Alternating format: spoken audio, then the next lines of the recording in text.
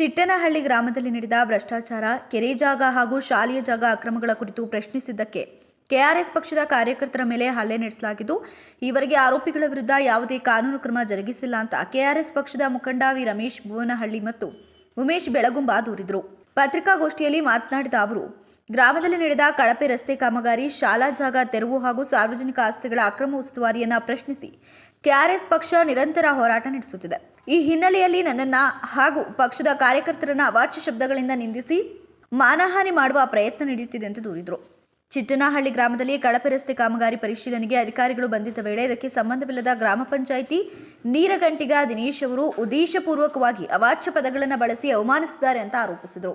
ಪಕ್ಷದ ನಮ್ಮ ಜಿಲ್ಲಾ ಪ್ರಧಾನ ಕಾರ್ಯದರ್ಶಿ ಆದಂತಹ ಮಧು ಚಿಟ್ಟನಹಳ್ಳಿ ಅವರು ನಿರಂತರವಾಗಿ ಪ್ರಾಮಾಣಿಕವಾಗಿ ಏನು ಸರ್ಕಾರ ವಿವಿಧ ಇಲಾಖೆಗಳಲ್ಲಿ ಆಗ್ತಿದ್ದಂಥ ಅಕ್ರಮಗಳನ್ನ ಮಾಹಿತಿಗಳನ್ನ ಸಂಬಂಧಪಟ್ಟ ಅಧಿಕಾರಿಗಳ ಜೊತೆ ಚರ್ಚೆ ಮಾಡ್ತಿದ್ದಂಥ ಸಂದರ್ಭದಲ್ಲಿ ರಸ್ತೆ ಕಳಪೆಗ ಅವ್ರೂರಿನಲ್ಲಿ ಮೇಯ್ನಾಗಿ ಮೊದಲು ಊರು ಸರಿ ಇರಬೇಕು ಅಂತ ನಮ್ಮೂರಿನ ಕೆಲಸ ಸರಿಯಾಗಬೇಕು ಅನ್ನೋದಕ್ಕೆ ರಸ್ತೆ ಕಳಪೆ ಕಾಮಗಾರಿ ಮತ್ತು ಶಾಲೆಗಳ ಜಾಗಗಳ ತೆರವು ಮಾಡಿಸೋ ವಿಚಾರ, ನಂತರ ಸಮುದಾಯ ಭವನದಲ್ಲಿ ಒಂದು ಅಕ್ರಮ ಆಯಿತು. ಇವರು ಕೊಟ್ಟ ದೂರಿನ ಮೇರೆಗೆ ಸಂಬಂಧಪಟ್ಟ ಅಧಿಕಾರಿಗಳು ಬಂದು ಅದನ್ನು ಡೆಮಾಲಿಷ್ ಮಾಡಿ ಮತ್ತೆ ರೀಕನ್ಸ್ಟ್ರಕ್ಷನ್ ಮಾಡಿದರು.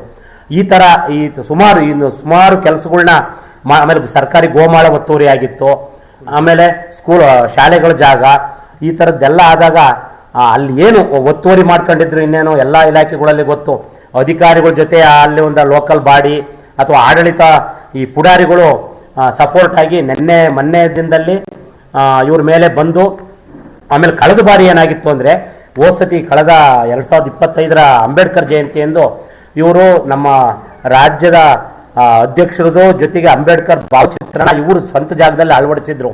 ಅವತ್ತು ಕೂಡ ಅಂಬೇಡ್ಕರ್ ಭಾವಚಿತ್ರಕ್ಕೆ ಅವಮಾನ ಮಾಡಿ ಅದನ್ನ ನೆಲಕ್ಕೆ ಕೆಡವಿ ಕಾಲಲ್ಲೆಲ್ಲ ತೊಡು ಒಂದು ರೀತಿ ಅವಮಾನ ಮಾಡಿದ್ರು.